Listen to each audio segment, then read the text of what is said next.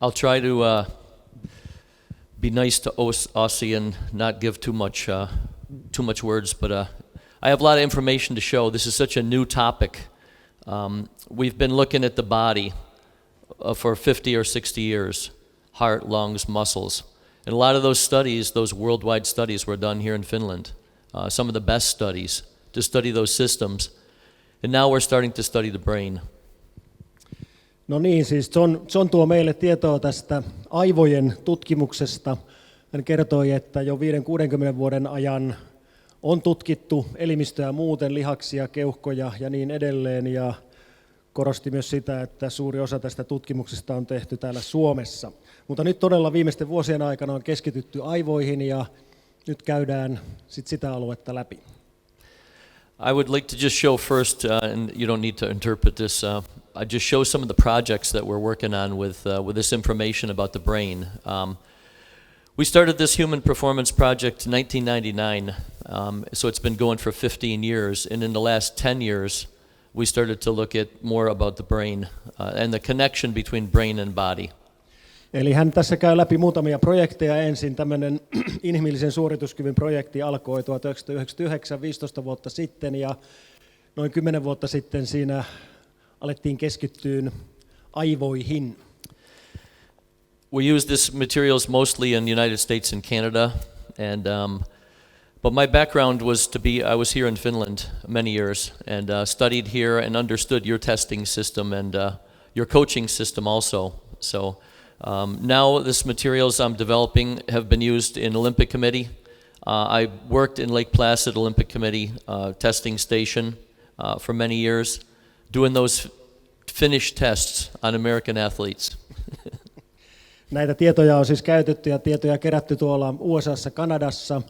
Johnny oli täällä Suomessa useita vuosia 80-luvulla ja oppi hyvin tämän meidän urheilijoiden testausmetodiikan ja myös valmentajakoulutuksen perusteet. Ja sitten hän on Lake Placidin olympiavalmennuskeskuksessa tehnyt näitä suomalaisia testejä urheilijoille.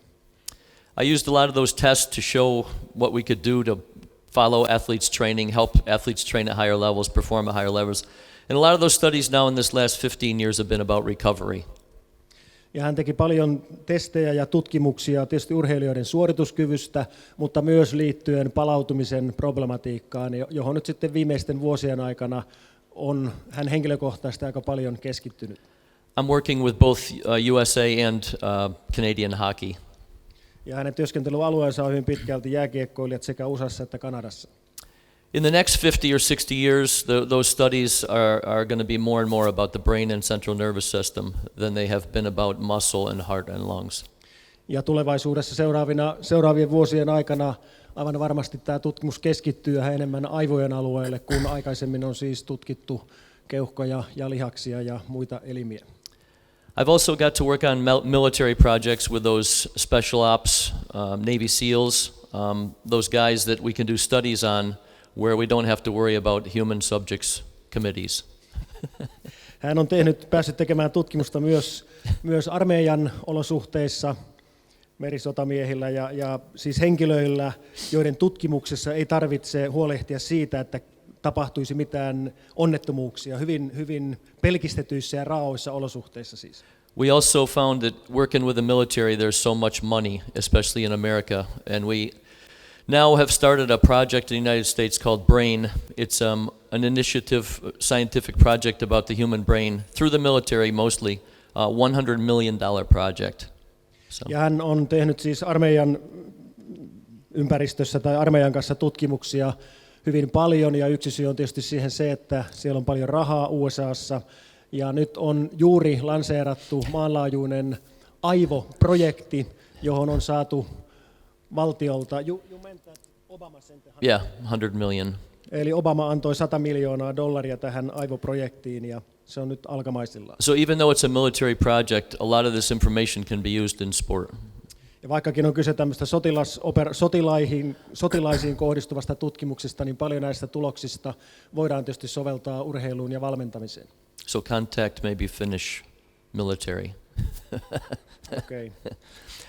I work on these projects in the military now for Air Force. I work with those nuclear missiles. those jet fighters, and of course those Navy SEALs. And Navy SEALs are the population. I think that if you're going to do studies on stress and you're going to do studies on physical power, physical endurance, that's a pretty good population.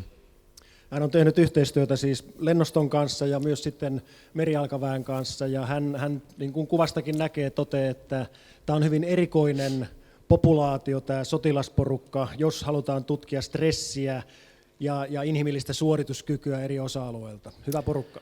Actually, they just wrote an article about the Navy SEALs and how they changed their training in the last 8 years, and in that article was a paragraph about me. And before we started that project, I brought those guys here, and we were actually in Kuortane.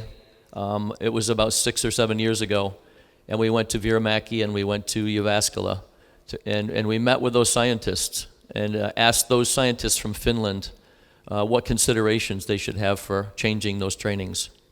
Eli tästä on juuri kirjoitettu artikkeli, jossa kerrotaan fyysisen harjoittelun muutoksista viimeisen 8 vuoden aikana, ja tämä koko projekti alkoi sillä, että John toi sitä porukkaa tänne Kuortaneelle, Vierumäelle ja niin edelleen, ja keskusteli ja etsi ajatuksia ja suuntaviivoja tähän hommaan hyvin pitkälti suomalaisilta tutkijoilta ja tietysti alan soveltajilta. So many of those tests that we use even in Navy SEAL project are tests that were made here in Finland. Eli monet testit on suoraan samanlaisia kuin mitä täällä tehdään testausasemilla. When I was here studying in the 1980s, there was still so many old coaches who didn't believe in science, didn't believe in testing, and I'm sure now more people see that it's pretty hard to get medals and success without science. Kun hän oli täällä ensimmäisen kerran siis 30 vuotta sitten 80-luvulla, niin silloin valmentajakunnassa oli vielä aika paljon kokeneita konnia, jotka eivät uskoneet tieteeseen ja testauksen hyötyihin, mutta hän olettaa, että tällä hetkellä tilanne on muuttunut ja kansainvälisen menestyksen saaminen ilman tämmöistä tieteellistä panosta kunnon testausjärjestelmää on varmaan nykyään aivan mahdotonta. The extremes in these projects are way beyond what human beings can stand, physically, mentally, emotionally. Ja tässä projekteissa tietyt kuormitukset on sellaisia, että ne on normaalin inhimillisen suorituskyvyn rajojen ulkopuolella, niin kuin kuvista varmaan pystymme näkemään. So it's a good place to study what people can stand, even athletes. Eli tämä koejoukko ja koeasetelma on tosi hyvä, että voidaan tutkia todella rajuja olosuhteita ja inhimillistä suorituskykyä ja sietokykyä. 3 days ago I met one of the only non-American Navy SEALs, and that's this Captain Marcus Arnio from your Finnish Navy. Ja ihan muutamia päiviä sitten hän näki Markus Arnion, joka on siis muutama harvoista ei-amerikkalaisista merisotamiehistä, jotka ovat siis siellä kouluttaneet. So we train these guys very hard because of what they have to do, and I can say that when you measure these things with these guys, you can find extremes that are far greater than in even top-level athletes. Ja näitä kavereita tosiaan valmennetaan kestämään tosi kovia olosuhteita, ja testituloksia, mitä saavutetaan, niin ne on joskus jopa kovempia kuin huipputason urheilijoilta löydetään. We haven't just done those tests on these guys with their bodies, with their heart, lungs and muscles. We've also now done those same tests in the brain. Ja näiltä kavereilta ei ole testattu pelkästään lihaksia, keuhkoja ja niin poispäin, vaan myös aivojen suorituskykyä ja aivoja on testattu. We all know that stress doesn't just come from physical training. Stress comes now from your life, your lifestyle. Even in people's lives now, stress comes from society. Ja niin kuin tiedämme, että stressi tai elimistön kuormittuminen kokonaisuudessaan ei aiheudu pelkästään fyysisestä harjoittelusta, vaan se tulee elämästä yleensä, ja eritoten yhteiskunnan eri osa-alueet stressaa nykyään ihmisiä. We also know that even top athletes or Navy SEALs or any population, nobody performs better under stress, but some people perform better than others. Ja me tiedämme myös sen, että ketkään huippu-urheilijat tai nämä huippusotilaatkaan eivät suoriudu, tai heidän suorituskykynsä ei ole parhaimmillaan kovan stressin alla. Se siis heikkenee, mutta tiedämme toisaalta, että osa ihmisistä sietää tätä stressiä paremmin kuin toiset. We actually found that in these guys in the Navy SEALs, they actually have a brain chemical, neuropeptide in the brain that actually overrides being afraid, having terrible stress, mental or physical stress, called neuropeptide Y. Ja he havaitsivat näistä testeistä, että näillä sotilailla on tietty kemiallinen aine erityisen vahvana tai runsaasti esiintyy aivoissa, neuropeptidi, joku tämmöinen. I have to check the formula later on. Yeah. And for you scientists or people who work with scientists, I can say this is one page to start looking at. Joo, eli tämä kemiallinen aine on siis semmoinen, joka ikään kuin vähentää sitä pelkoa ja sillä tavalla on stressin kontrolloinnissa oleellinen elementti, ja näillä kavereilla se on luontaisesti korkea. So if you look at all these different capacities that we could look at in sport, for any sport, we can find that these guys have to be in the middle. They have to have all capacities all the time. Jos katsotaan tätä suorituskykykolmiota ja sen niin kuin ilmentymiä, can you get the last one? Mm-hmm. Niin kuin nähdään nopeus, voima, kestävyys, kaikki maksimissaan, niin tämä sotilasporukka, se on tasan tuossa keskellä, että heidän pitää yksinkertaisesti olla hyviä niin kuin kaikessa. Very simple. We also measure things just like you measure things with your athletes. You measure strength and power and speed. And these are some of those things that we measure. We have tests that we give those athletes, and if you look at this is when a guy came to Navy SEALs, this inner circle.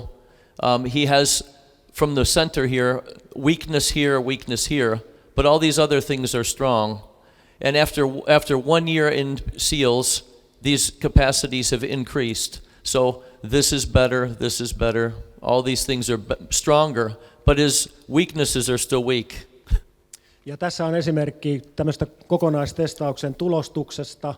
Siellä on eri asioita voiman, nopeuden, kestävyyden alueella testattu, ja toi sisempi graafi tuossa hämähäkin seitissä kuvastaa kaveria, kun hän tuli palvelukseen.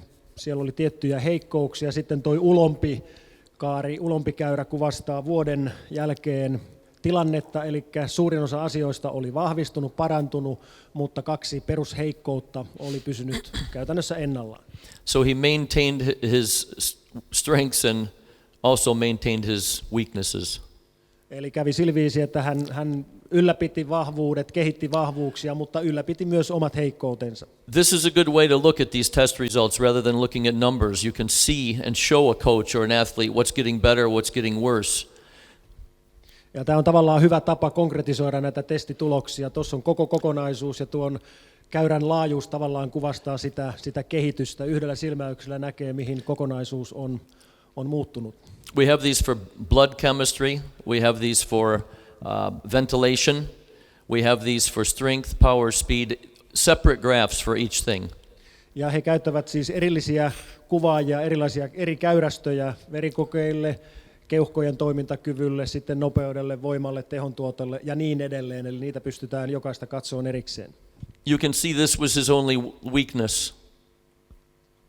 Ja niin kuin nähdään tässä kuvassa toi alimmalla oleva. This is when he started that project. This is 1 year in our program after he was there 1 year. Ja sisempi käyrä todella oli siinä projektin alussa. Sieltä löytyi tuo yksi heikkous, ja ulompi käyrä kuvastaa sitten vuoden jälkeen kehitystä. I call these guys stop signs. They have no weaknesses. Ja nämä kaverit, joilla käppyrä menee tuolla hän ulkoreunalla, niin ovat tuon stop-merkin näköisiä, ja hän kutsuu heitä stop-kavereiksi. So we've looked at those things that we can use as markers for stress in muscle and in body. And these are some of those. We can measure hormones or the breakdown of muscle or maybe HRV, but we've really never been able to measure those things in the brain. What's HRV? Heart rate variability. Okay.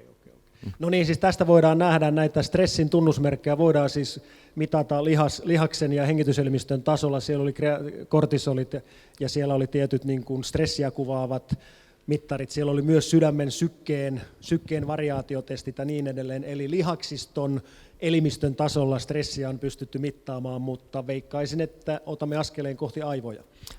These are some of those things we're looking at now about the brain. Okay, that looks pretty nice. Original MRI machine. Tässä on ihan alkuperäinen aivojen sähköistä aktiviteettia kuvaava laitteisto. About 1930.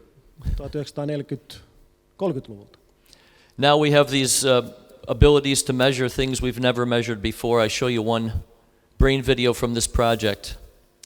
Ja nyt tämä laitteisto on kehittynyt huomattavasti sitten noilta vuosikymmeniltä, ja hän näyttää tässä laitteiston, jota siis aikaisemmin ei ole ollut käytössä, ja nyt me näemme sen. We have in this video, this is a brain video of actual human brain, 7 million neurons, 7 million. Ja tässä kuvassa on siis ihmisen aivot, jossa on 7 miljoonaa neuronia, eli niin kuin soluristeyskohtaa. Niin All of us have 100 billion. Okei, ja näitähän on meillä jokaisella päässä tuottavaksi 100 miljardia kappaletta. Now billion, 100 billion. Billions, okei. Billion on niin suuri luku, että mä en tiedä mitä billion on. Suomeksi se lienee So miljardi. this is the technology now that we're starting to measure. And just like if you look over here, you have a way now to measure EMG with some clothes. And soon I'm sure they'll have whole suits for EMG, the whole body suits. We're starting now to be able to measure the brain, and soon we'll be able to measure the brain during physical activity or training or even competition. Eli tämä teknologiahan on kehittynyt sillä tavalla, että lihaksen sähköistä aktiviteettia EMG:tä on mitattu pitkään, ja tuolla nähdään housutko siellä on tai mitä lienee, menkää katsomaan, jolla siis mitataan lihaksiston aktiviteettia. Nyt on kehitteillä sitten järjestelmä, jolla mitataan aivojen aktiviteettia, ja hän ennustaa, että tämä menee siihen, että muutamien vuosien päästä voidaan aivojen aktiviteettia mitata harjoittelun ja myös kilpailun aikana, ja sen kautta tietysti ehkä oppia jotain. We've already made in California a glass brain with fiber optics, so we can actually put some kind of a hat on somebody and measure in that person through a model what's going on in their brain. Ja he ovat jo tehneet tommosen aivojen mallin, jonka avulla voidaan sitten mitata ja toisaalta demonstroida sitä, että mitä siellä aivoissa liikkeen tai ajattelun eri aikoina eri kohdissa tapahtuu. These are some of the mapped pathways we found in the brain right now. We're starting to look more and more at the motor part of the brain, which is this area here. Okay, that's for all physical movement. Ja tässä nähdään nyt aivot jälleen, ja siellä on näitä hermostoratoja, ja tuo alue, jota John tuossa osoitti.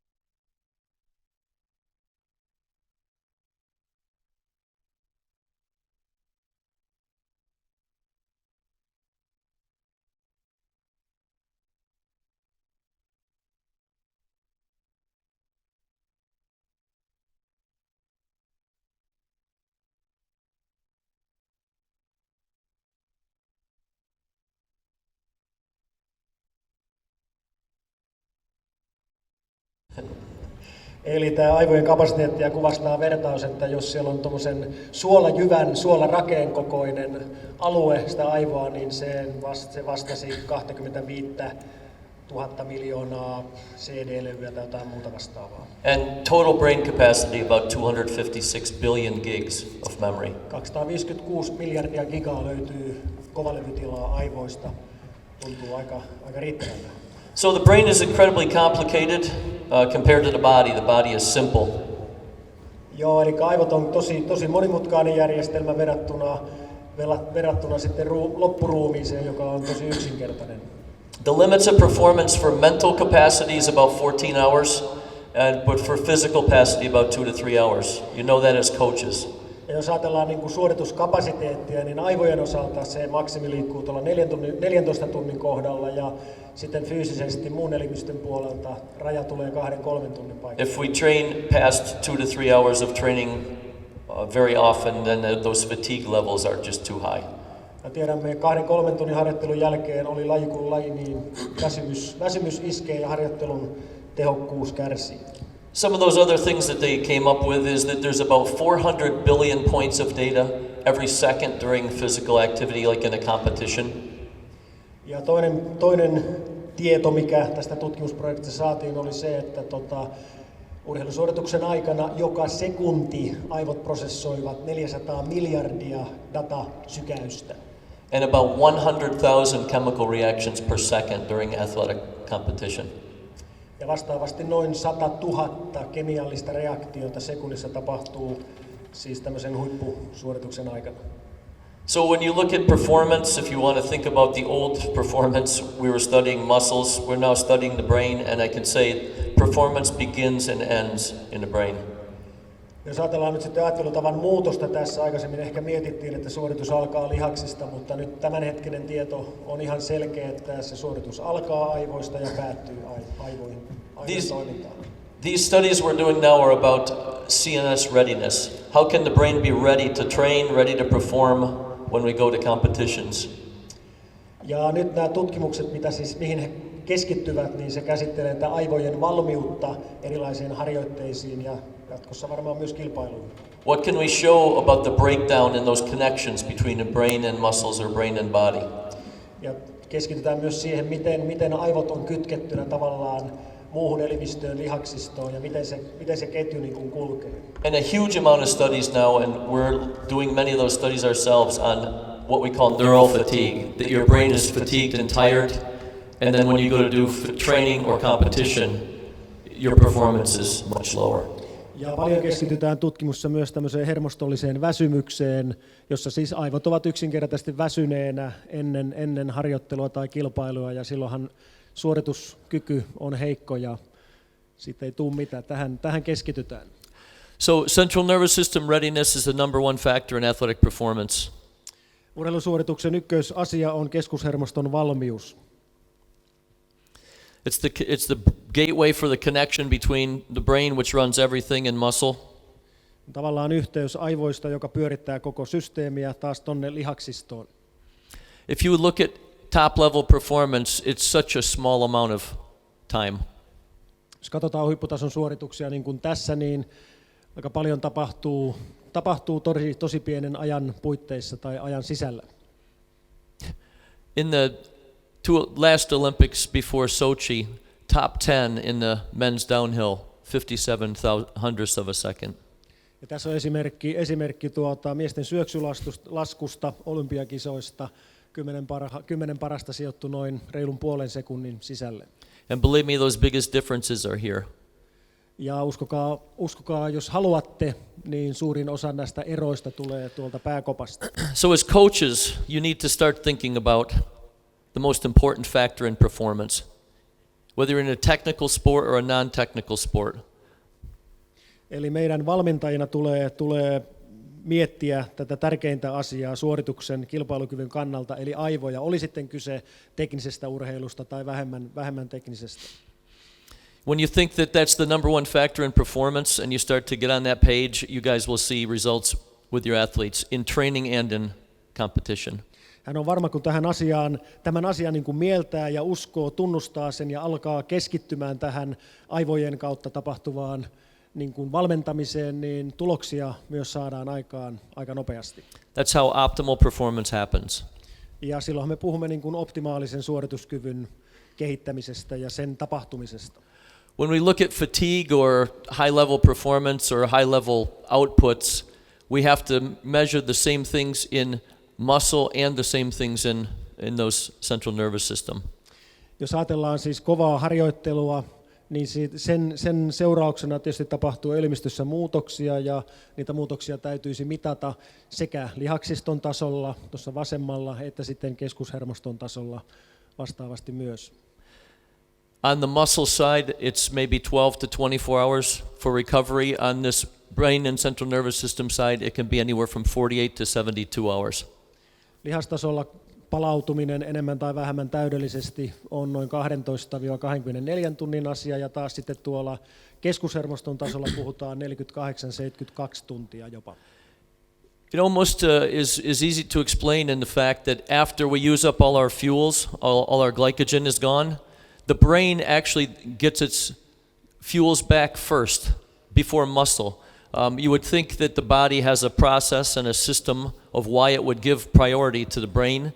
The brain needs the fuels back the quickest, it gets them the quickest. Then muscle gets its fuels back, and eventually the liver gets its fuels back.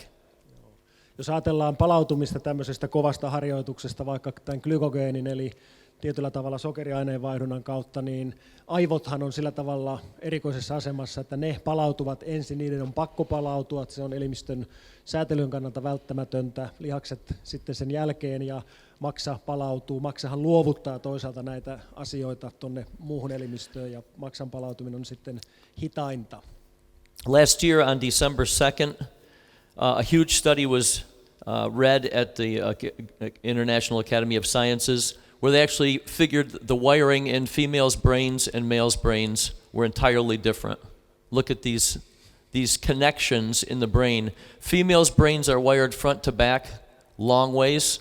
Males' brains are wired very tightly up in the front of the brain, especially in that motor area of the brain. Okay, and so this was known only last year?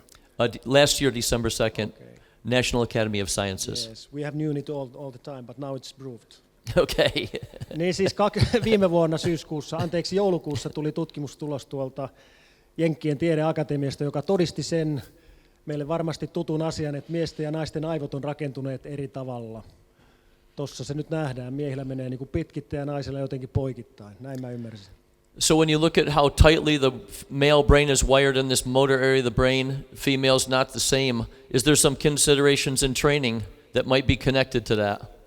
Ja niin kuin tuosta, take it back, sorry. Okay. Jos ajatellaan tässä alempana on siis miesten aivoista tämä neuraaliratojen kuva, jos nyt näin sanoisin, ja se on hyvin vahvasti painottunut tuonne motorisen hermoston motoriikan kontrollin alueelle, siis paljon vahvemmin kuin naisilla, ja tämä tietysti antaa niin kuin näkökulman nyt sitten harjoittelun ja urheilun kannalta ja sen eron niin kuin miesten ja naisten välillä. And I think anybody who coaches both male and female athletes realizes there's huge differences, not just in recovery, but also in mood and preparation as far as being ready to train. Ja jokainen, joka valmentaa sekä miehiä että naisia, niin tietää varmasti, että siellä on niin kuin valmistautumisessa tiettyihin harjoitteisiin ja niiden suorittamisessa on niitä selviä sukupuolten välisiä eroja. One of the things we connected it to is the differences in male and female brains as far as reaction time over the length of your life. Male reaction times hit their peak at about age 20.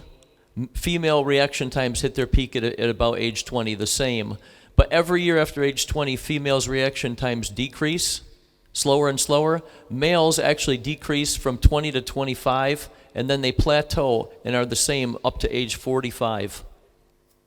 Ja yksi, missä tämä sukupuolten välinen ero tulee esille, on tämä reaktioaika, jota voidaan mitata, ja tämä käyrä kuvastaa nyt sitä, että molemmilla sukupuolilla reaktioaika on nopeimmillaan noin 20 vuoden iässä, siitä se lähtee naisilla tasaisesti hidastumaan, miehillä hidastuu 25 ja sen jälkeen on tuommoinen tasanne aina tuonne 40, jossa sitten alkaa tämä hidastuminen, joka näyttää sitten kiihtyvän.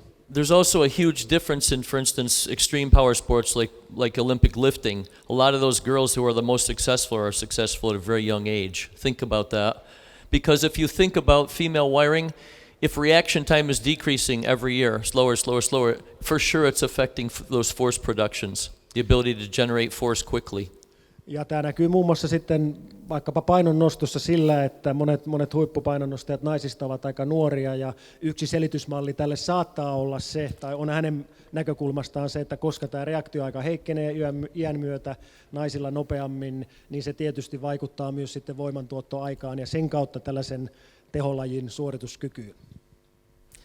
Okay, I'm just going to go through some of these basics on when this whole theory started and what it's actually brought to us as far as being coaches and people who coach athletes. Ja tässä käydään nyt läpi muutamia taustateorioita, tausta-asioita, mistä on päädytty tähän aivojen toiminnan tutkimiseen, kun puhutaan siis urheilusta ja urheiluvalmennuksesta. You know, when we look at these theories, all performance is submaximal just because we know we don't recruit the total number of motor units in a body. Ja tämän teorian mukaan kaikki maailmanennätyksetkin ovat submaksimaalisia, koska me emme todellakaan aktivoi kaikkia motorisia yksiköitä lihaksistossamme näissä suorituksissa. Even world records. Jopa maailmanennätykset on vielä submax-tasolla. Performance is controlled. We know performance is controlled. Athletes know how to control performance early in a game or competition, early in a race, and so forth. Ja tietysti suoritukset on hyvin kontrolloituja, esimerkiksi niin kuin vauhdin ylläpito ja alkuerät, välierät. Yleensä yhden kilpailun tai koko kilpailusarjan aikana niin tehdään tätä optimointia. That all athletes have reserves in performance levels.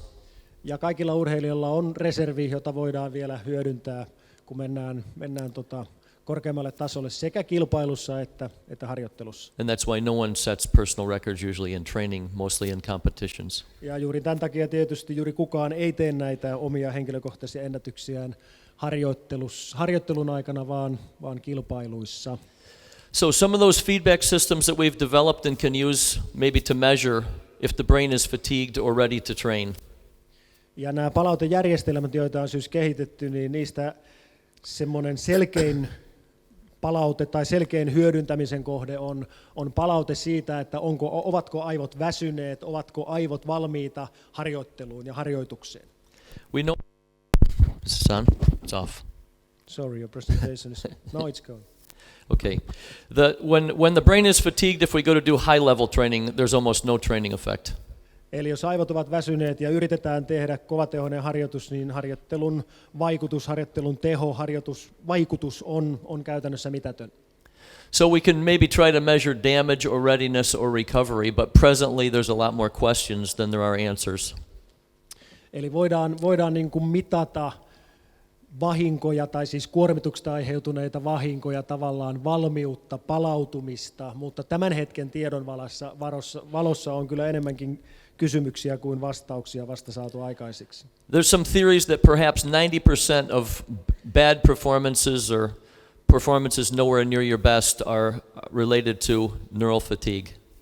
Ja on niin kuin teoria tai näkemys siitä, että 90% huonoista suorituksista on nimenomaan johtuu enemmän tai vähemmän hermoston tai aivojen väsymyksestä kuin siis lihaksiston, keuhkojen ja niin edelleen suorituskyvystä. About a month ago I was with that Miami Heat basketball team and I was trying to explain to those guys like how you have a 20-point game and then the next game you score 5 points, you know, and they're wondering too.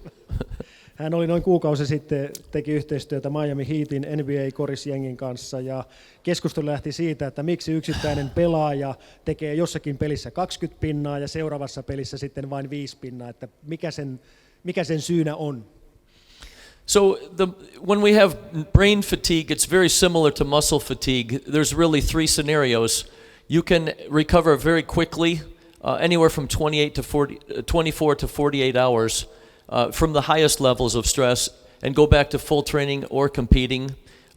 You can maybe in 24 hours mess up the recovery and go back to maybe random training and competition. Maybe something will happen in conditioning, maybe it won't. Maybe you can have a pretty good competition, maybe you won't. It's a question. And if you really have disturbances and don't follow those processes for recovery, even in 12 hours, you dig yourself so much into a hole that there's no possibility for training or competing. So there's 3 scenarios. 3 scenarios in the brain, just like in muscle. Joo. No jos ajatellaan tässä nyt niin kuin aivojen palautumista tai tätä hermostollisen väsymyksen siitä palautumista, niin tässä on tavallaan 3 teoriaa, 3 niin kuin skenaariota, jota voidaan noudattaa, jotka on niin kuin eri vaihtoehtoja, miten ajatellaan. Ensimmäinen on se, että mennään tuon ylintä käppyrää, että jo tuolla noin vuorokauden paikkeilla olisi palautunut ja voidaan jatkaa, voidaan toistaa se kova harjoittelu. Sitten toinen on se, että se palautuminen ei ole täydellistä. Jos jatketaan treeniä, niin jäädään tuohon puoleen väliin. Ja kolmas on sitten se, että ei tehdä mitään, tarkoitan sen väsymystilan voittamiseksi, sen palautumisen nopeuttamiseksi, ja se jää tuonne hyvin pitkäksi aikaa hyvin matalalle tasolle. So now in this figure, the height of the curve will demonstrate the activity or the readiness of the brains to make a new exercise. Yeah. Okay. Okay. Thank you. I understand. Thank you. This was actually when I was down with Miami Heat. This was one of their best players, Dwayne Wade. During the playoffs, which was 3 weeks, in the first 12 games, he was scoring 13 points a game, 5 rebounds per game, field goal percent 47%, 3-point percent 40. This is in the last 5 games. Tässä on erään Miami Heatin pelaajan statistiikka niin kuin playoff-vaiheesta. Ensimmäisen 12 pelin keskiarvot pisteissä 13, riparit, eli mitä nämä on, levypallot 5 ja sitten niin kuin 2 ja 3 pisteen heittojen osumatarkkuus 4, 7, 40. Viimeisessä 5 pelissä keskiarvot nousi huikeasti 2, 1, 7 ja niin edelleen. When you have athletes who have inconsistent performance or random performance, think first about this, not about the muscles, heart and lungs. Jos sulla on urheilija, jolla on siis suorituskyky vaihtelee suuresti päivästä toiseen, niin silloin kannattaa miettiä aivoja ensimmäisenä, ei lihaksia, keuhkoja eikä teknistä suorituskykyä. Päästä se johtuu. Another way to look at it is to say your body may be ready to compete, but your brain is still fatigued. Ja toinen lähestymistapa on tähän se, että ruumis voi olla valmis kilpailemaan uudelleen, mutta aivot ovat väsyneet. If we could get coaches to start to realize that this is the biggest problem with performance, lots of people can improve those recovery methods. Ja jos me saadaan nyt niin kuin valmentajat kiinnittämään huomiota tähän asiaan, aivojen kautta tapahtuvaan palautumiseen tai sen korostamiseen, niin varmasti urheilijoiden kehittyminen on tosi hyvää. So if we can measure before training or before competition or after training or after competition some things from the brain and central nervous system. Jos voidaan mitata tiettyjä asioita ennen harjoittelua, ennen kilpailua, harjoittelun tai kilpailun jälkeen, niin se tietysti antaa meille niin kuin voimaa ja vahvuutta arvioida ja mallintaa tätä kokonaisuutta. Ja saadaan tietysti tietoa, että miten urheilija don't send any emails during the presentation. I'm showing something. Okay, good boy. So we can measure both those things at rest and at the highest levels of fatigue. Eli näitä mitataan tietysti näitä aivojen ja keskushermoston suorituskykyä sekä levossa että sitten suurimman mahdollisen kuormituksen tai väsymyksen aikana. We can measure neural fatigue before pre-competition. Here's 2 studies that were done. 3,000 meter time trials. One group had a 90-minute, very stressful mental test, and then those performances went down 15 seconds slower.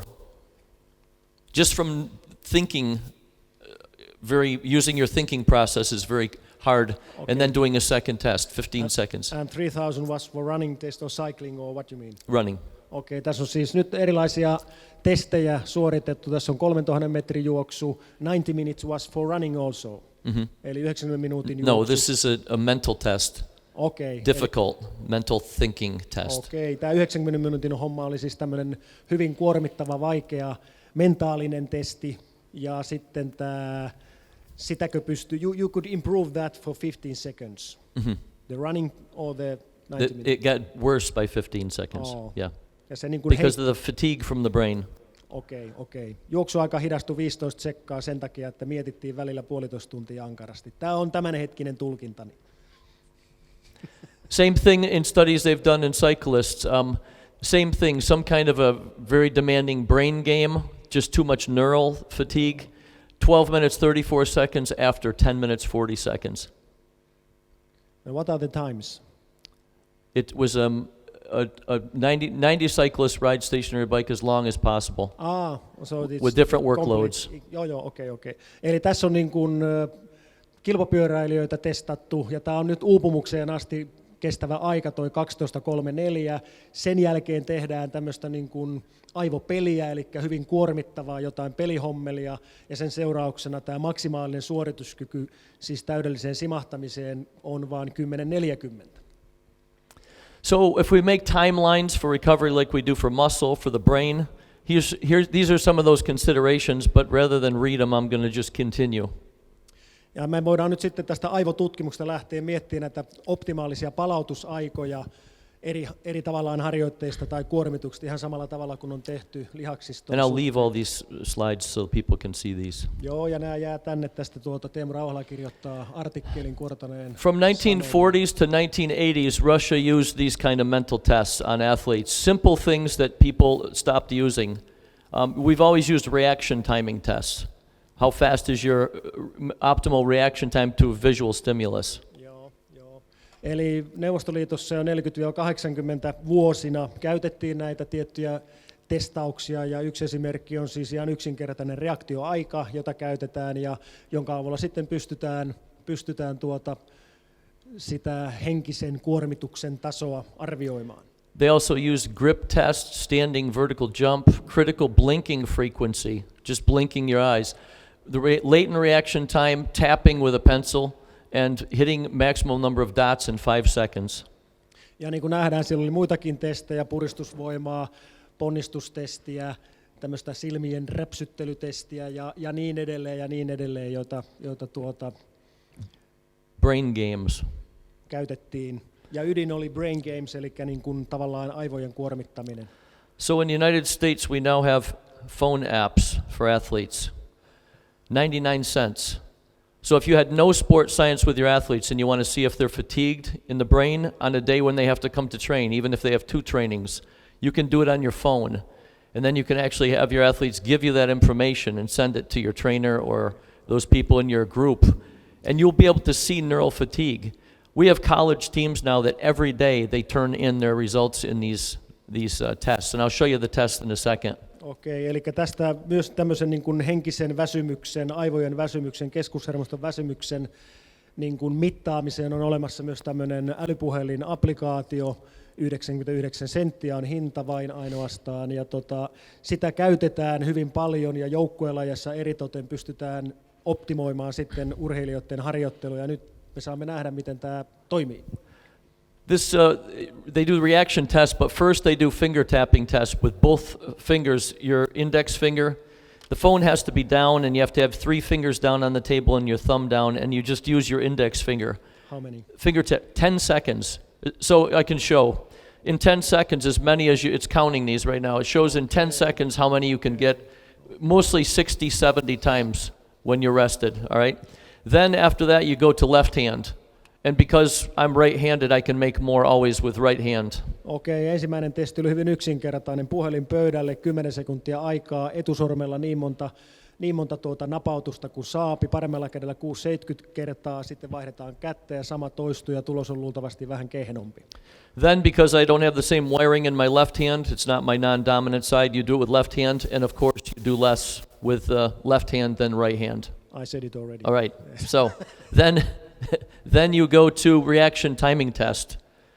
It's red, and just like you would with any other system, you take those average of 5 reaction times. Okay. Ja sitten toinen testi on ihan perinteinen reaktioaikatesti. Tuossa näette varmasti eturiviin ainakin, toi on punainen toi ruutu ja se vaihtuu vihreäksi, ja niin nopeasti kuin mahdollista niin näpätään 5 testin keskiarvo on se luku, jota tästä sitten seurataan. In milliseconds. Jota on millisekuntitasolla luonnollisesti. Then you can put weight, height, all those different, everything else that you could imagine in here.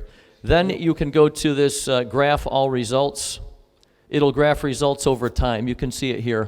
7 days, 21 days, 14 days, 30 days. Ja tämän rinnalla tietysti voidaan sitten seurata painoa ja niin edelleen, mutta oleellista on nyt se, että näiden niin kuin näpyttelytestien, reaktiotestien tulokset tietysti kerääntyy pilveen ja sieltä ne saadaan sitten käppyränä esille. Tuolla oikealla näkyy parin viikon trendi siinä, ja tietysti kun tämä on tämmöinen applikaatio, niin valmentaja pääsee myös tarkkailemaan tilannetta. This is actually a guy tapping his right hand. This is a brain scan of activity in the left brain. Ja tuossa nähdään, mistä kohtaa aivot aktivoituu vasemmalta puolella, kun oikealla etusormella näpyttelee puhelinta. It also shows immediately if you're off by much, if your results are off by a lot or Of the personal average or trend. yeah. Joo, eli tästä näkyy sitten myös välittömästi tämmöisen palautteen, että missä tilassa urheilija sinä kyseisenä päivänä on, että onko niin kuin jäljessä vai hyvässä vaiheessa verrattuna omiin aikaisempiin tuloksiin. It gives these printouts, 65, 59. Of course, on a day when you have normal 65 and you have 59, you're fatigued. It's the longest distance you can send a signal in your upper extremities. Joo, ja tästä tietysti nähdään nyt tuossa keskimmäinen palkkiossa on noita lukuja, siis näiden näpytysten määrää 10 sekunnissa, niin se tietysti kuvastaa jo heti, mitä vähemmän niitä on, niin sitä tietysti väsyneempi urheilijan keskushermosto on. Tämä on hyvin yksinkertainen testi, mutta niin kuin lyhin mahdollinen yhteys tuolta pääkopasta sitten liikuntakoneistoon.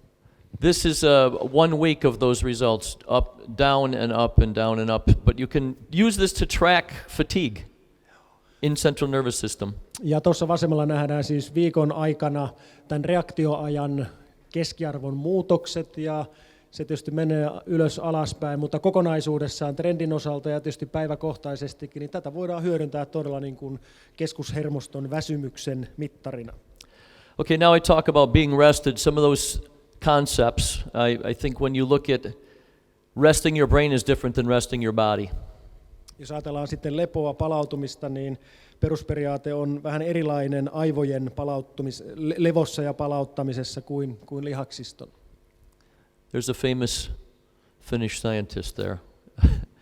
He made this quote a long time ago. If you're going to train really hard, you have to rest very hard. Keijo Hakkinen, and that's a quote. The quality of your training is that you're rested.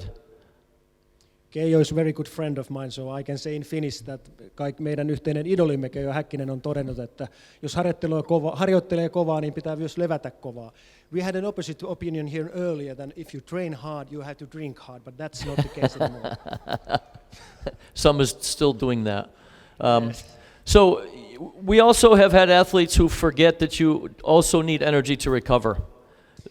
Niin ja on myös urheilijoita, jotka unohtavat sen asian, että myös palautumiseen tarvitaan energiaa. Et ei voi ihan niin sipiksi vetää, että ei pystyisi enää palauttamaan. If we have sports or we have athletes who are always in some deficit, they leave no energy for recovery, then those systems are just always down. Eli jos harjoitellaan koko ajan liian kovaa, on tavallaan vajetta energiasta ja vajetta kaikesta koko ajan, niin ei palaudu teoriassakaan koskaan sille tasolle, että harjoittelu olisi kehittävää. Even when your brain is resting, this is a brain scan at night of a brain when the person is sleeping. Even while you're asleep and your brain is resting, no activity, these areas that are connected during the day are connected at night at the same time. They never come apart as far as the connections. Ja tässä nähdään siis tuommoista kuvausta aivoista nukkumisen aikana. Ja se tarkoittaa niin kuin sitä, että kun nukutaan, aivot lepää, niin silti siellä tietyt yhteydet jää voimaan ja on koko ajan siis olemassa ne samat yhteydet, joita sitten käytetään päivällä kaikkeen siihen, mihin aivoja käytetään. The other thing we're looking at, I told you, is neural fatigue, things that drain the brain's energy levels. Brain energy levels, what you said. The factors that decrease or drain the brain's energy levels, just like losing. Okei, eli nyt sitten täytyy kiinnittää huomiota tietysti niihin tekijöihin, jotka niin kuin laskee aivojen energiatasoa tai pystyy nostamaan sitä. Et ihan vastaavasti, kun puhutaan lihaksiston energiasta ja niin poispäin. This is an example. A huge amount of studies have now been done on how important sleep and extra sleep is for athletes. Ja tässä on yksi tutkimus siitä, että miten todella tärkeää uni ja niin kuin ylimääräinen uni on urheilijalle. I think all of us as coaches, athletes, even people who oversee sport realize people sleep less and less and do more and more with their brains than 5 years ago, 10 years ago, 20 years ago. Ja mehän kaikki tiedämme sen, että oli sitten kyse urheilijasta tai ihan kenestä tahansa eri ammateissa toimivista, että unen määrä on koko ajan vähentynyt ja sen kautta tietysti me kuormitamme aivojamme yhä enemmän ja enemmän, paljon enemmän kuin 5 ja 10 vuotta sitten. These are two different people. This is the person at the top is their forehead, at the bottom is the back of their head. Tässä on jonkinlainen poikkileikkausskannaus kahden ihmisen aivoista. Tuolla ylhäällä on niin kuin otsan kohta ja takana alhaalla sitten takaraivo. The blue is blood flow in the brain. Ja punainen, sininen kuvaa siis verenkiertoa aivoissa. On the left is a person that slept 8 hours. On the right is a person that didn't sleep at all. Vasemmalla henkilö, joka nukkui 8 tuntia, ja oikealla esimerkki henkilöstö, joka ei ole nukkunut lainkaan. Minimum blood flow up in the thinking part of the brain. Minimaalinen verenkierto tuolla ajattelun alueella. Midbrain and on the sides of the brain, no blood flow. Keskiaivoissa ja tuolla reunoilla käytännössä ei lainkaan verenkiertoa. Those areas for pre-movement and movement, and on the sides of your brain, balance. Ja nämä alueet ovat siis sellaisia, jotka valmistelevat liikettä, kontrolloivat liikettä ja myös kontrolloivat tasapainoa. Even if you've ever pulled an all-nighter or stayed up all night, the next day you actually feel like your balance is messed up. It's because there's no blood flow on the sides of your brain. Ja tämähän voidaan nähdä, jos joskus joutuu valvomaan pitkään tai jopa koko yön, niin tuntemus siitä, että tasapaino ei ole ihan täydellinen, se on ihan totta, ja se johtuu siitä, että tuolla tasapainoa kontrolloivassa alueessa ei ole verenkiertoa. These are the areas of the brain we use when we're during the day for thinking and for physical movement, even walking around, doing daily work, or training as an athlete. This is the thinking part of the brain. This is pre-movement. This is movement. Tässä nähdään nyt vielä siis aivojen niin kuin jakautuminen sillä tavalla, tämä otsalohko tuolla ylimpänä, sitä käytetään ajatteluun, sitten tuo seuraava vihertävä on tämmöinen niin kuin liikkeitä valmisteleva osa, ja sitten tuo punainen tuossa olisi niin kuin liikkumiseen, lihaskontrolliin ja tasapainoon liittyvä aivokohta. Greatly decreased performance. Eli nämä on ihan oleellisia asioita, jos ajatellaan myös sitten valmentamista ja urheilusuorituksia. If we do too much mental work, we can have it affect us physically for physical movement. Jos tehdään tosi paljon niin kuin henkistä työtä, niin siitä aiheutuu ihan samanlaisia väsymyksen oireita kuin elimistöön aiheutuu kovasta fyysisestä harjoittelusta. It's such a small part of the brain that has to process all that information. And an example would be if you've ever spent a whole day on a computer, and then the end of the day you have to go train or do something physical, you have no energy. Your brain has fatigued your body. Eli tuo osa, joka tuosta nyt nähdään tuossa skannauksessa, niin se on se ajattelun ydin, kova henkinen työ, esimerkiksi tietokoneella koko päivä ankarasti työskennellen, niin tuo kohta tietysti väsyy, ja se sitten heijastuu myös tähän liikuntaa kontrolloivaan, liikettä kontrolloivaan aivojen puoliosaan, ja sen kautta yksinkertaisesti aivot on väsyneet, ja harjoittelusta, liikunnasta ei tule mitään. So if we think about athletes who do too much mental kind of work or mental stimulation during the day, it works back into pre-movement and movement areas of the brain. You feel like you have no physical energy. Eli tästähän seuraa se, että jos urheilija kovasti kuormittaa tätä niin kuin mietintäkohtaa tässä aivoissa, otsalohkoa, niin se heijastuu sitten tänne liikkeitä valmistelevaan ja itse liikekontrollia suorittavaan aivojen osiin, ja sen kautta tietysti harjoittelusta tulee tehotonta ja sillä ei ole mitään hyötyä. So we can also talk about how the brain recharges, gets its energy back. Ja nyt sitten voidaan myös keskustella siitä, miten aivot voivat tavallaan latautua, eli saada tämän energian takaisin. The number one factor in your brain rebooting and get its energy back is sustained sleep, no question. Eli ensimmäinen ja tärkein homma energian takaisin saamisessa on niin kuin uni, nimenomaan tämmöinen kunnollinen, säännöllinen, pitkäkestoinen uni. Tai nukkuminen ilmeisesti suomeksi sanottu. Technology and this neural fatigue is a huge issue for all of us. Ja yleensä kaikki nämä teknologiset vimpaimet, niin kuin tuossa nähdään, ja aivojen väsyminen, ne on iso keskustelun aihe urheilussa ja varmasti yhteiskunnassa laajemminkin. If athletes fill their free time with more and more and more neural processing, they have more and more neural fatigue. Jos urheilijat täyttävät päivänsä harjoittelun ulkopuolisen aikansa tämän tyyppisellä toiminnalla, jatkuvalla signaaleilla ja jatkuvalla prässäämisellä, niin on luonnollista, että heidän aivonsa väsyvät ja sen jälkeen valmentautuminen ei oikeastaan onnistu kunnolla. This is a definition of neural fatigue, and we're talking about the central nervous system, the inability to achieve training loads or subpar performance experience by athletes anyway, but you can actually make it more and more common if you're not thinking about how to reduce all the extra processing our brains now have to do. Tässä on määritelmä, johon voidaan tarkemmin sitten palata hermostollisen väsymyksen syistä. Ja siellä tietysti on kysymys silloin, että kun tätä kuormitusta tulee, niin urheilija ei kykene huipputasolla suorittaa näitä harjoitteita ja toimintoja. We will come to this by translation closely later on. You're doing great. All right. We also know that the brain is also connected to hormone release and heart rate, example heart rate variability, and efficiency and muscle function. Ja tiedämme myös, että keskushermostoaivot ovat yhteydessä tietysti tai säätelevät hormonaalisia asioita, muun muassa sydämen syketasoa, toiminnan hyötysuhdetta, tehokkuutta, lihaksiston toimintaa ja niin edelleen. In those studies that were done at Stanford University Sleep Center, they actually determined that the brain builds up energy reserves or deficits over 1 to 3 days. Not 1 day, 1 to 3 days. Ja nyt näissä tutkimuksissa, joita on Stanfordissa tehty, niin on päädytty siihen, että aivot voivat rakentaa, voivat tuottaa energiavarastoja tai niiden energia voi niin kuin simahtaa loppua 1-3 päiväksi.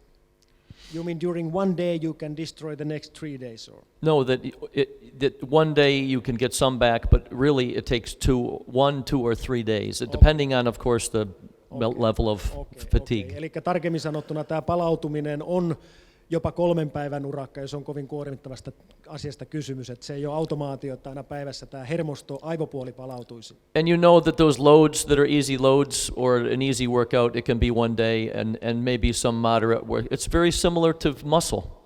Ja tästä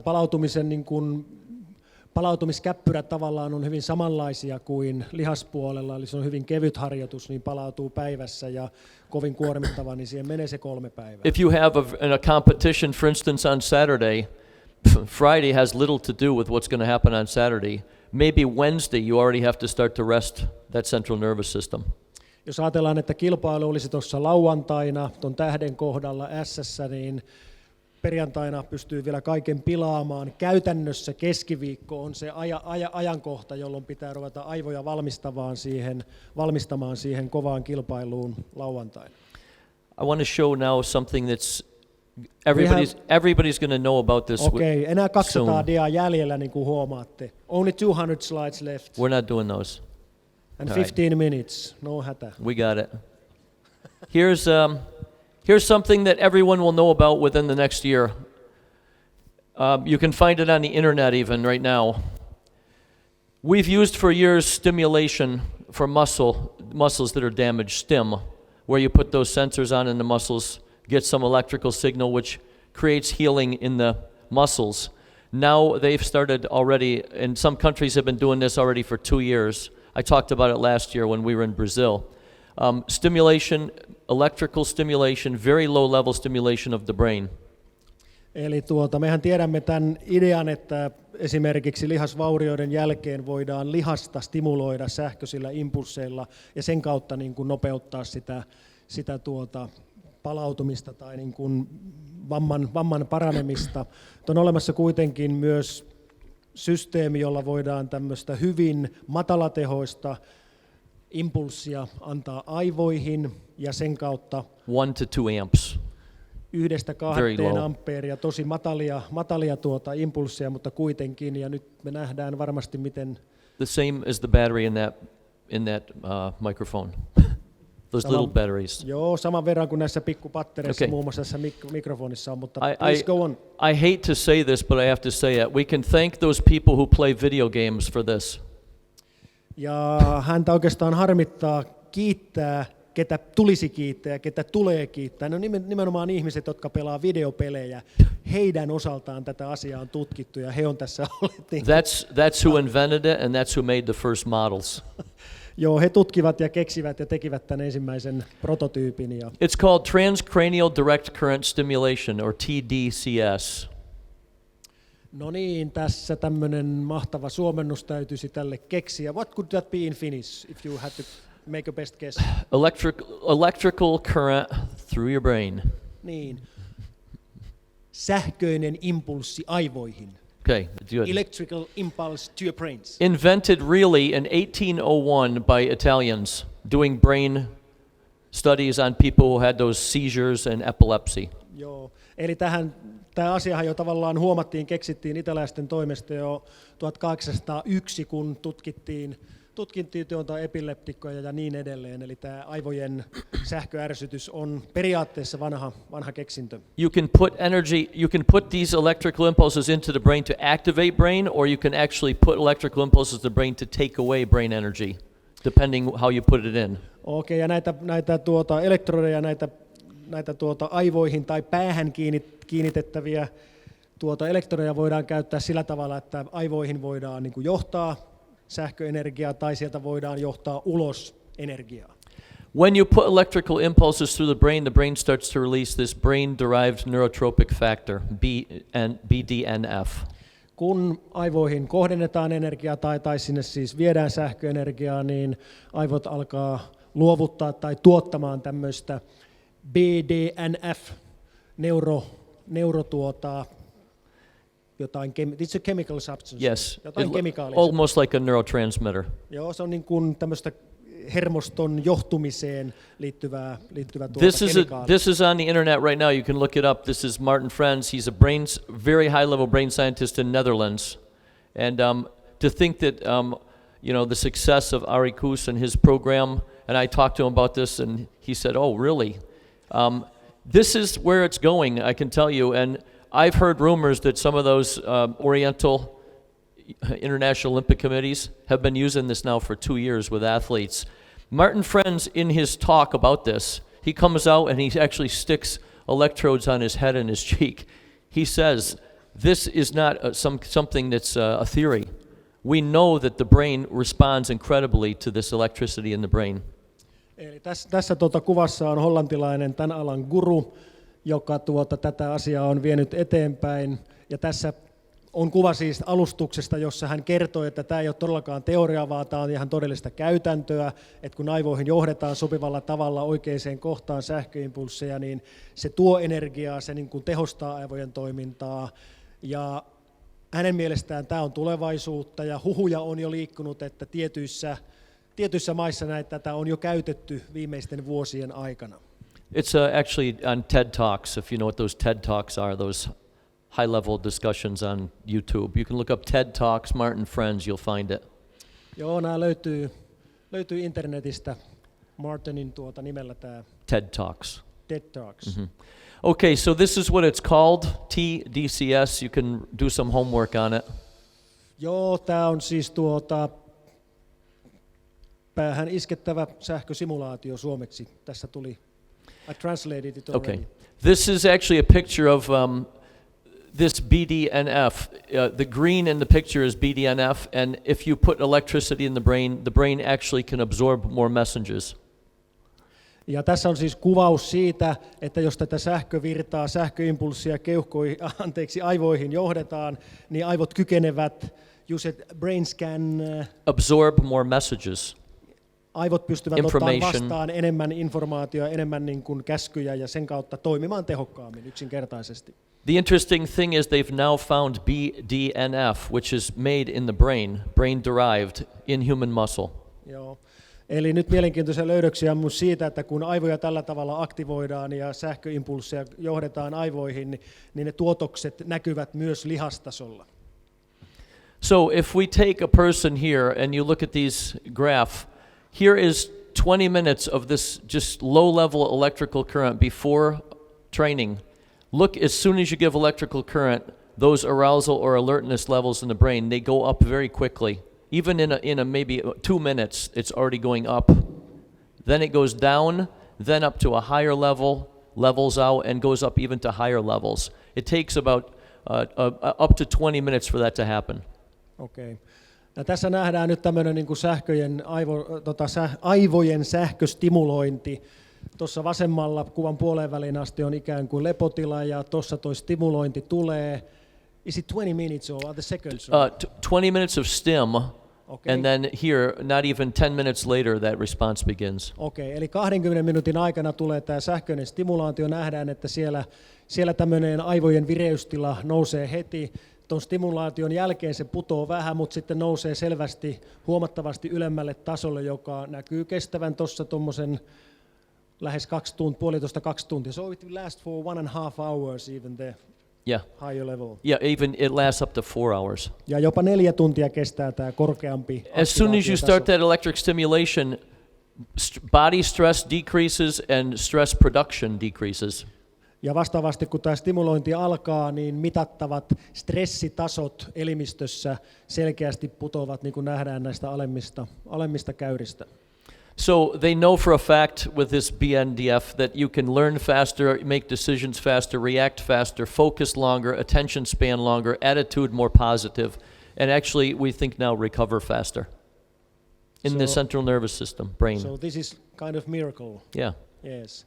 No niin kuin nähdään, tässä on ihmeestä lähes kysymys. Oppii nopeampi, tekee päätöksiä nopeammin, reaktiot on nopeampia, keskittyy pidempään ja fiiliskin on positiivisempi. Ja nyt sitten vaan tämä palautumisen problematiikka on vielä, että onko palautuminen nopeampaa, se on kysymysmerkki. So we don't know yet the recovery part. No, it's so new. So here's the thing, if it looks like this is going to have any possibility to increase human movement capacities, the studies have already been started. Brazil was the first country to do a study on this. Brazilian researchers published this in the British Journal of Sports Medicine.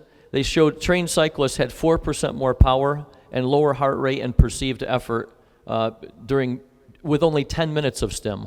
Now we know it's 20 minutes of stim. Ja tästä ensimmäiset tutkimukset, mitä on tehty, niin Brasiliassa kilpapyöräilijä, niin kuin nähdään, siellä 10 minuutin aivostimuloinnilla saavutettiin 4% suurempi teho ja vastaavasti vähän pienempi syketaajuus tietyissä pyöräilysuorituksissa. And suddenly the world was interested, it says. Ja kuinka yllättäen koko maailma on nyt kiinnostunut tästä asiasta. So Red Bull, which has huge money they're spending on developing testing and training methods for their group of athletes and all different strange things, they did a huge study with cyclists, and I'm sure that the coach from British Cycling, Mr. Leader, can talk about this because I think it was done with British cyclists. If you look here, this girl is doing a max test, and she's actually giving perceived level of exertion, right? It's on a scale. But this is that test with these brain stims. They gave guys brain stim and had them do time trials. The next day, those guys who got the stimulation were at the top of the time trials all across the board. The next day they gave the people who didn't get the stim the time trials. Those people were on top. So we know that this has an effect on physical outputs. Ja tässä pari kuvaa Red Bullin teettämistä tutkimuksista. Heillähän on paljon urheilijoita ja nämä tehtiin pyöräilijöillä. Ja hän olettaa, että saatamme huomenna kuulla näistä, kun Leader pääsee ääneen Britanniasta siis. Ja idea oli se, että tehtiin tämmöisiä maksimaalisia testejä. Osalle porukasta annettiin tätä sähköstimulointia. He olivat parhaita ekana päivänä ja sitten kun osat vaihdettiin toisena päivänä, niin ne joille silloin annettiin se stimulointi, niin olivat parhaita. Eli ihan selkeä efekti oli fyysiseen suorituskykyyn tällä stimuloinnilla. I encourage you to read those studies. You can find them just on the internet. You type in brainstem and athletes, you'll find all these studies. Ja brainstem athletes tällaisilla hakusanoilla löytyy interwebistä tietoa kovasti. So I started to think, can we use this maybe for pre-activation in that pre-movement part of the brain to get the brain ready for physical activity? Can we use it in the movement part of the brain? We already know it works. Can we use it the other way to take away stress and anxiety? In parts of the brain we don't want activity. This part of the brain, posterior parietal cortex, this is what integrates all the information from seeing and hearing and everything else in the brain for physical movement. Also thinking abilities, we know they increase, including mental capacities. Eli tässä on niin kuin huikeita mahdollisuuksia ja pohdinta on osittain meneillään, osittain ei siis kaikkea vielä tiedetä. Tätä voidaan mahdollisesti hyödyntää tässä hermoston niin kuin aktivoinnissa ennen liikuntaa tai urheilusuorituksia. Me tiedämme, nähtiin äskeistä tutkimuksesta, että tämä auttaa niin kuin varsinaisessa urheilusuorituksessa, tai siis niin kuin näissä testeissä ja harjoitteissa. Mahdollista on se, että tämä vähentää stressiä, vähentää aktiviteettia niissä osissa aivoja, joissa tapahtuu tavallaan negatiivisia asioita. Sitten jos ajatellaan niin kuin eri informaation yhdistämistä aivoista, siis eri aistien kautta sen yhdistäminen oikeiksi liikeradoiksi, vaikkapa nyt koripallossa tai jossain, niin se saattaa olla hyvä aihe. Sitten myös niin kuin ajattelukyky ja kokonaisuudessaan henkinen kapasiteetti, voidaan näitä niin kuin tällä tavalla pystyä kehittämään. Osa tästä on, you mean that some parts are still guessing and we have to make more studies? Yeah, and I'm going to show the system we've come up with to do that. Okay. All right, Nyt thank päästään you. sitten seuraavaksi Good question. tähän tavallaan niin kuin tutkimusasetelmaan ja systeemiin, jolla näitä äsken mainittuja asioita he pyrkivät selvittämään. We're already using this in the military. With the SEALs, we've used it with these snipers. This is not a biathlon rifle. This is a 50 caliber Barrett gun that can kill people from a mile away. But anyway, the U.S. military researchers have now used it, and actually, if you read what it says here, they found that they can more than double the rate at which operators, that's a Navy SEAL, learn both object recognition and marksmanship or shooting skills. It shortens the time by 50% of learning those skills. Tässä on siis esimerkki näistä armeijan pojista. Ei ole kyse ampumahiihdosta, vaan tämmöisestä tarkka-ampujasta, joka voi napsauttaa vihulaista parin kilsan päähän osuen vielä. Ja nyt nämä tutkimukset on osoittaneet, että ne voi niin kuin oppia tuplanopeudella. And you said that it would diminish the time. Half. Oppimiseen vaadittava aika puoliintuu tietyissä tehtävissä, aika monipuolisissa ja vaativissa tehtävissä, sekä ajattelun että niin kuin liikunnan kautta tulevissa. Eli This is an example. This is brain cell connections after STEM and before STEM and after STEM. This is people that got the stimulation in shooting, some kind of a shooting measurement where they have to make the split-second decisions. This is people that got just something that's not the electrical STEM. They got some sensation, but it wasn't the stimulation. Look at the difference in the training. This is training day 1, day 2, day 3, day 4, and test day. Look at how the brain has made those connections in 4 days. Ja tässä on esimerkki nyt sitten näiden sotilaiden tietyistä ampumaharjoitustehtävistä, jossa siis täytyy tosi nopeita päätöksiä tehdä ja paukuttaa ankarasti. Tässä on niin kuin 4 päivän juttu. Osa porukkaa sai näitä aivostimulaatiojuttuja merkitty tuohon punaisella, ja sitten osalla oli päässä vain niin kuin muita namiskuukkeleita vähän niin kuin kontrollin vuoksi. Ja ihan selvästi nähdään, miten huikeasti tämä aivojen aktivointi ja oppiminen kehittyy jo 4 päivässä tämän hommelin ansiosta. Okay, now I wrap this up. Think of the application to shooting sports, all shooting sports. Jos ajatellaan tästä nyt tulkintaa tai niin kuin tämän hyödyntämistä ampumaurheilussa. Think the application for archery or special shooting, position shooting or any kind of shooting. Ja voidaan ajatella hyödyntää myös jousiammunnassa ja haulikkoammunnassa. Last thing I'm going to show. This woman never shot a gun before, which is dangerous. So they gave her a rifle and they put her through a simulation they use in the military. And when she first did it, she had no success. And they actually said that she was like anybody else who had never shot a gun, a very novice.